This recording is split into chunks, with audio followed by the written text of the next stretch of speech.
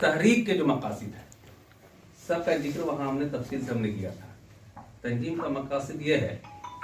سب سے پہلے کہ اردو اساتذہ جو ہمارے ہیں ان کو کہیں کسی بھی طریقے سے پریشانیاں ہو رہی ہیں، جیسے بہت سارے لوگوں نے ذکر کیا،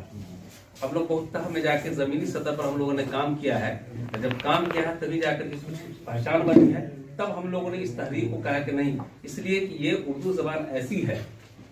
کہ جس سے ہمارا معاش بھی جڑا ہے، ہمارا دین، ہمارا مذہب بھی جڑا ہوا ہے، اس لیے اس کی بقا، اس کی ترویج و اشاعت بہت ضروری ہے۔ یہی وجہ ہے کہ اس تحریک کو لے کے چلنا ہماری مجبوری بنی، اس لیے اس کے ذریعے سے میں سمجھتا ہوں، اور مدرسہ بورڈ کا اس میں بڑا رول ہے، اگر یہ نہ ہو تو جو ہم لوگ کہتے ہیں کہ 1%، 2%، 3% ہم سروس میں ہیں، بالکل صفر پہ آ جائے گا، یہ حالت ہوگی۔ تو اس لیے ہم لوگ اس ترویج و اشاعت کے لیے آواز